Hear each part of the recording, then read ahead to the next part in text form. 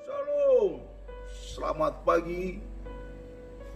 Salam jumpa kembali kepada Bapak Ibu Saudara jemaat Tuhan dimanapun kita berada. Hari ini tepatnya tanggal 31 Mei 2020, di mana kita orang percaya gereja Tuhan, bahkan umat Israel, orang Yahudi pun merayakan Pentakosta. Dan kita tahu hari raya Pentakosta ini adalah hari raya kemenangan, hari raya panen, hari raya sukacita, di mana Tuhan sendiri menggenapi janjinya, firman-Nya. Dan karena itu marilah kita berdoa sebelum membaca firman Allah dan merenungkannya. Kita berdoa. Terima kasih Bapa untuk hari yang baru, hari yang Tuhan karuniakan. Bahkan kesempatan kembali merayakan hari Pentakosta, pencurahan Roh Kudus, di mana Bapa di surga telah menggenapi janji-Mu bahwa kelak Engkau membaptis kami, orang-orang percaya, dengan api Roh Kudus, sebagaimana yang Tuhan Yesus janjikan. Dan ini terus berlangsung sejak pencurahan Roh Kudus pertama kali di Yerusalem.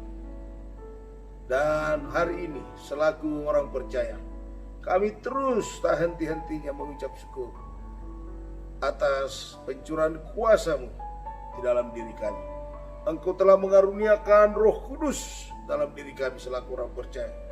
Itulah roh keberanian, kasih dan ketertiban.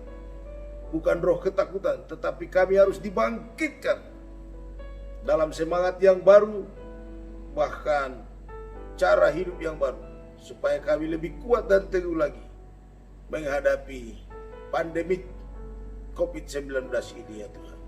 Berbicara bagi kami ya Tuhan, biarlah hari Pentakosta ini memberi kami pencerahan sesuai dengan firman yang akan kami baca sebentar. Berfirman bagi kami Bapa, di dalam nama Tuhan Yesus kami telah berdoa. Haleluya. Amin. Puji Tuhan. Bapak Ibu Saudara yang dikasihi oleh Tuhan, sebagaimana tadi saya katakan bahwa pencurahan Roh Kudus ini adalah penggenapan janji Bapa. Nah, bagi kita gereja Tuhan di masa COVID-19 ini, apa makna? Apa yang kita bisa petik dari pelajaran hari peringatan pencurahan Roh Kudus? Secara khusus kita sebagai warga negara Republik Indonesia di tengah peperangan COVID, yang kita tahu informasi yang sesungguhnya bahwa virus ini bukanlah virus seperti yang dikatakan oleh orang bahwa ini flu biasa, tetapi sesungguhnya virus ini adalah virus yang penyebarannya begitu cepat. Dan kita lihat perkembangan tren sekarang semakin sangat signifikan.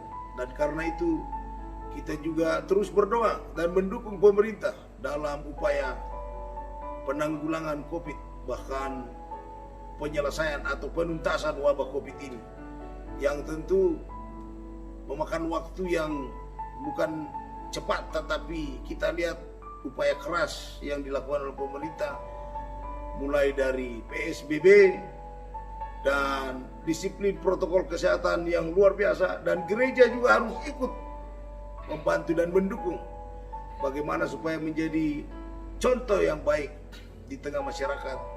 Jangan sampai dengan kebaikan pemerintah membuka kembali ibadah minggu-minggu ke depan ini, justru gereja menjadi klaster wabah COVID baru lagi.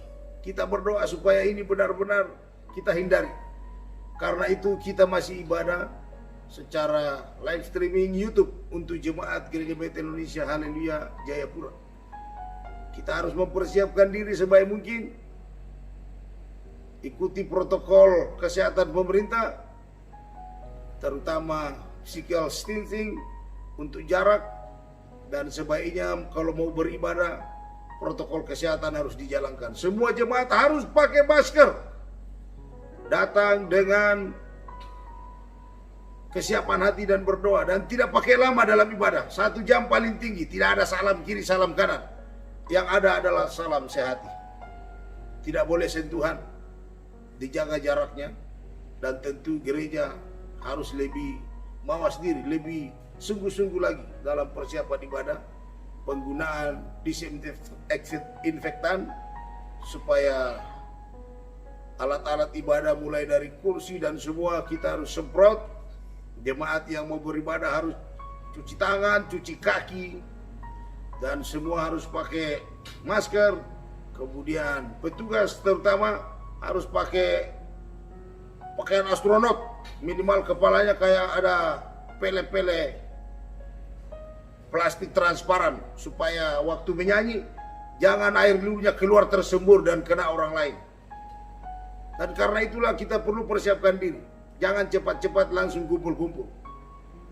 Kita sebaiknya mempersiapkan diri dengan baik. Dan hari ini kita akan dituntun oleh Tuhan melalui firman-Nya. Terkait dengan pencurahan Roh Kudus, bacaan hari ini terdapat di dalam Kisah Para Rasul 2 ayat 1 sampai 15, tetapi saya tidak akan baca semua. Saya hanya baca poin-poinnya yang mewakili referensi menjadi inti dari bacaan Pentakosta ini. Kisah Para Rasul 2 ayat 1 sampai 15, Pentakosta. Ketika tiba hari Pentakosta, semua orang percaya berkumpul di satu tempat. Tiba-tiba turunlah dari langit suatu bunyi seperti tiupan angin keras yang memenuhi seluruh rumah di mana mereka duduk. Dan tampaklah kepada mereka lidah-lidah seperti nyala api yang bertebaran dan hinggap pada mereka masing-masing. Maka penuhlah mereka dengan Roh Kudus. Lalu mereka mulai berkata-kata dalam bahasa-bahasa lain seperti yang diberikan oleh Roh itu kepada mereka untuk mengatakannya.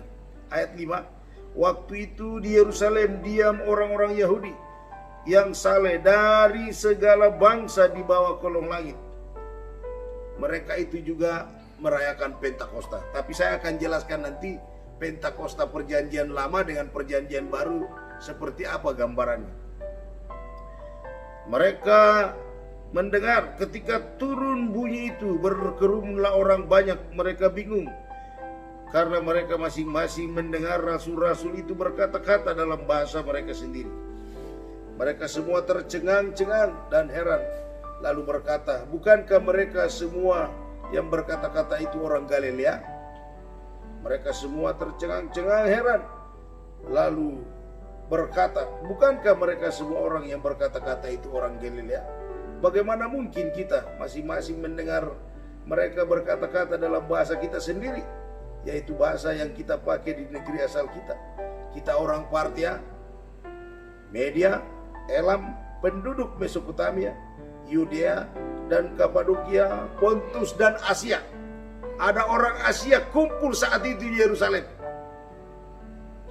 Saya curiga ini orang Nusantara atau orang Indonesia. Katakanlah ada orang Papua di Yerusalem pada saat itu. Kumpul merayakan hari Pentakosta. Di sana dikatakan orang Firia juga ada, Pamfilia ada, Mesir juga. Dan dari daerah-daerah Libya yang berdekatan dengan Kirene, pendatang-pendatang dari Roma.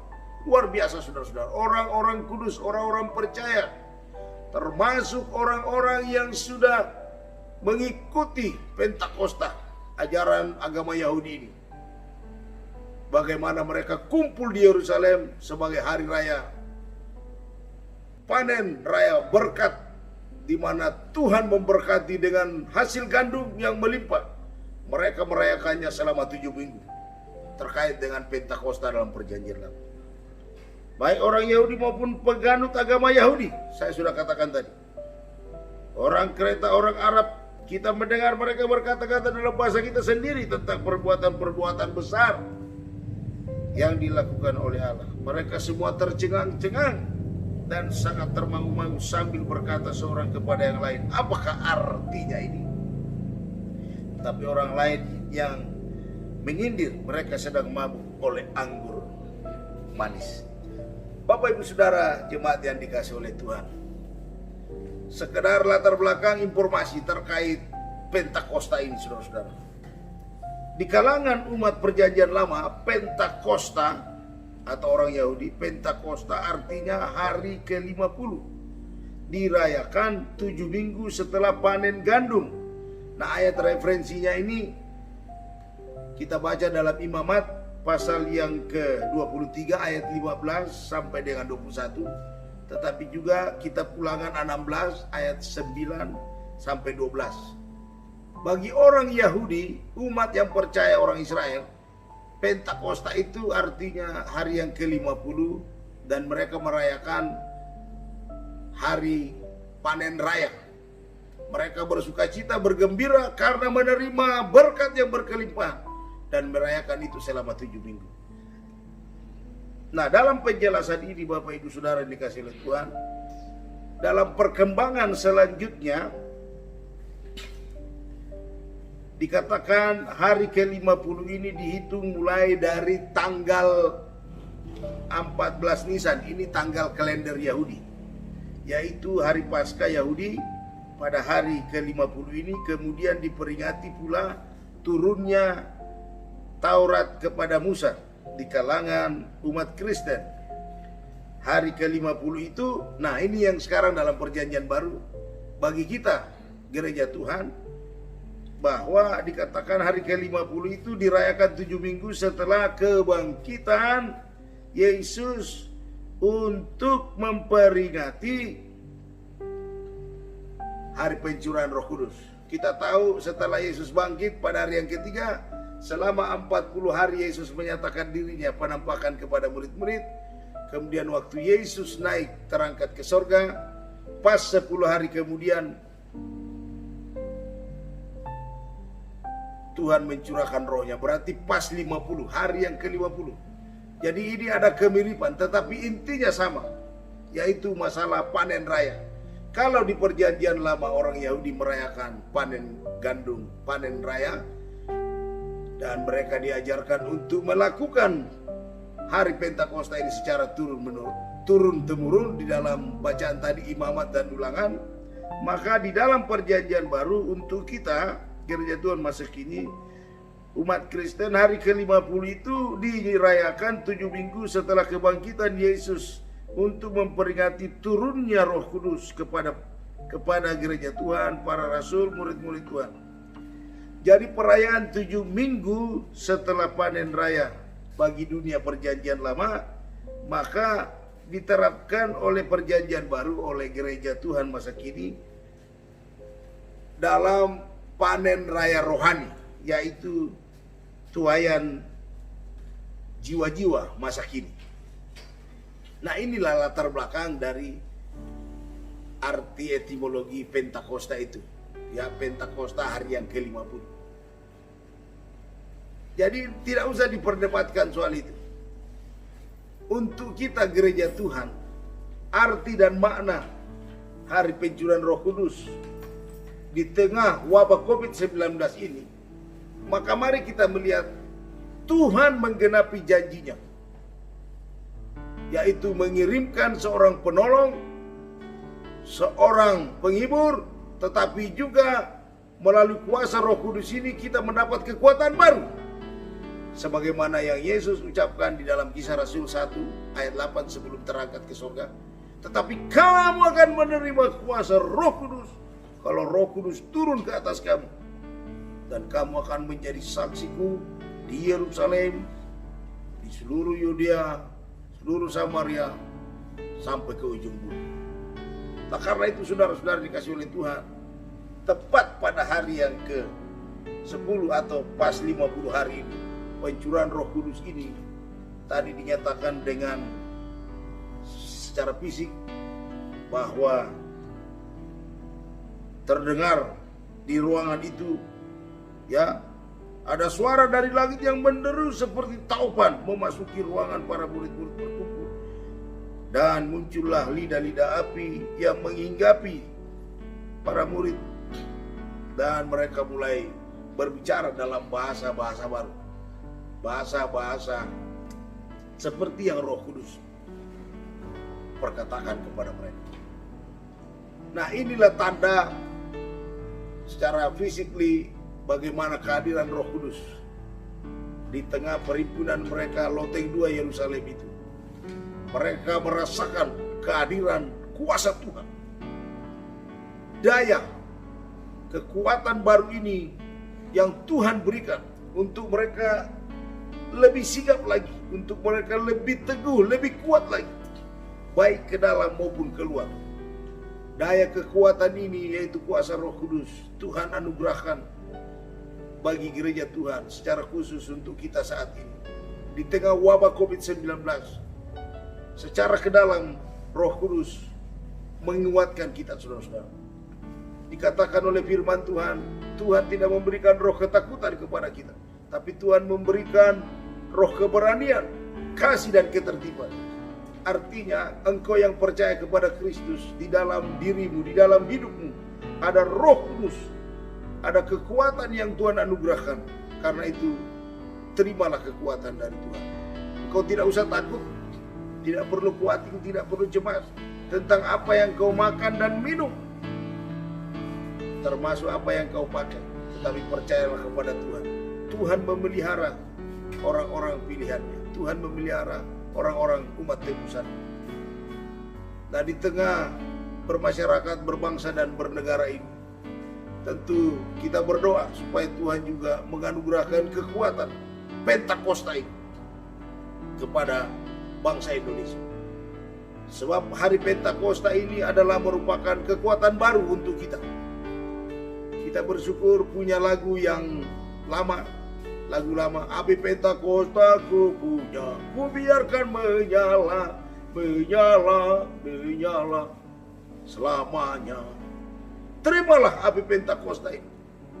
Buka hati Bapak Ibu Saudara dan biarkan firman-Nya memenuhi hidup saudara, memberi pengertian yang baru dan siap untuk menghadapi new normal yang diterapkan oleh pemerintah.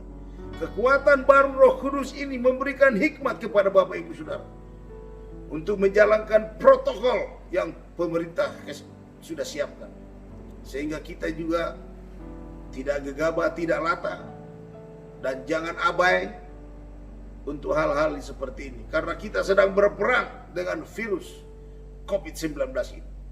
Dengan pertolongan Tuhan kita terpelihara, kita akan diluputkan dari mara bahaya ini, saudara-saudara.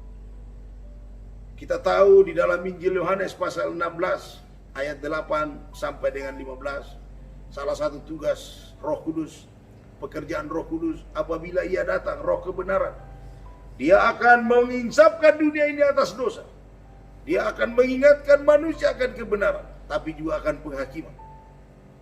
Dan karena itu saudara-saudara, dengan Roh Kudus ada dalam diri kita dan firman Allah dalam diri kita, gereja Tuhan semakin dikuatkan, semakin diteguhkan secara ke dalam, tetapi juga secara keluar.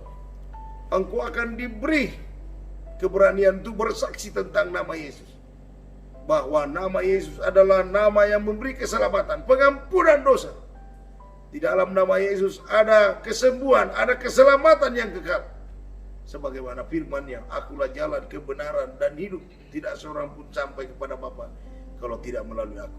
Di bawah kolong langit ini hanya nama Yesus yang olehnya kita boleh diperkenankan oleh Tuhan.